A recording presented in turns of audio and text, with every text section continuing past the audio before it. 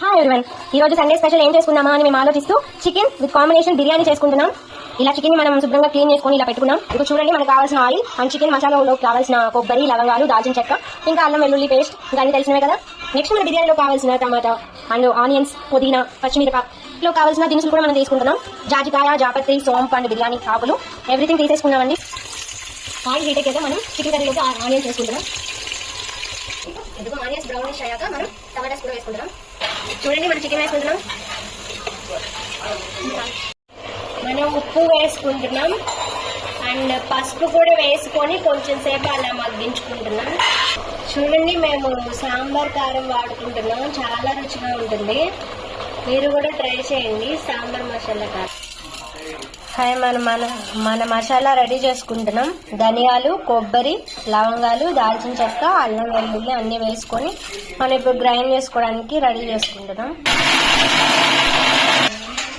మన చికెన్లోకి మసాలా రెడీ అయిపోయింది.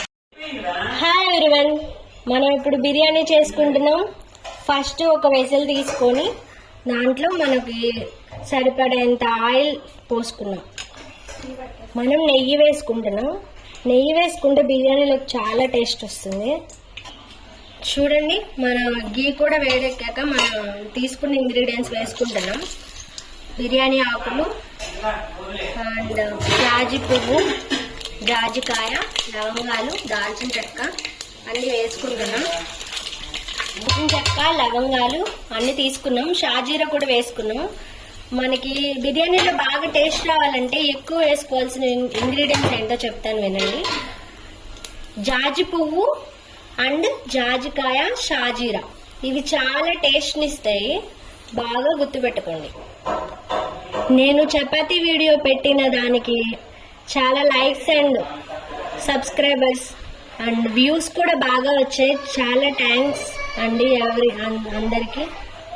నన్ను ఇలాగే ఎంకరేజ్ చేయాలని కోరుకుంటున్నాను. Thank you. చూడండి, మనం అల్లం వెల్లుల్లి పేస్ట్ కూడా వేసుకుంటాము. చూడండి, మన ఆనియన్స్ అండ్ టమాటోస్, పచ్చిమిరపకాయ అన్నీ వేసేసాము. బాగా ఫ్రై చేసుకోవాలి, బ్రౌనిష్ వచ్చేదాకా. కొంచెం ఆనియన్స్ బాగా ఫ్రై అయ్యేలాగా చేయకండి, ఎందుకంటే బిర్యానీలోకి ఉడకాలి కదా ఆనియన్స్. అందుకే కొంచెం ఉడికాక మనం వాటర్ పోసుకున్నాం. ఇదిగో చూడండి, మన చికెన్ కూడా ఉడుకుతుంది. మాది చాలా పెద్ద ఫ్యామిలీ అండి, అందరం కలిసి వండుకొని ఇలా తింటాము. ఎందుకంటే అందరికి నచ్చాలి కదా, అందుకే ఇలా వెరైటీస్ అన్ని చేస్తూ ఉంటాం అప్పుడప్పుడు. వాటర్ హీట్ అయ్యాక మనం తగినంత ఉప్పు వేసుకుంటున్నాం. చూడండి, ఉప్పు వేసుకున్న తర్వాత మనం పుదీనా కూడా వేసుకున్నాం. బాగా ఆ ఫ్లేవర్ అనేది వాటర్కి పట్టేదాకా మనం హీట్ చేసుకుంటూ ఉండాలి. మన కర్రీలో మసాలా వేసుకొని మనం మిక్స్ చేసుకుంటున్నాం. మనం బియ్యం నానబెట్టుకునేటప్పుడు వాటర్ కొన్ని పోసుకొని అవే మనం ఉడకడానికి వేసుకుంటే చాలా టేస్ట్ వస్తుంది.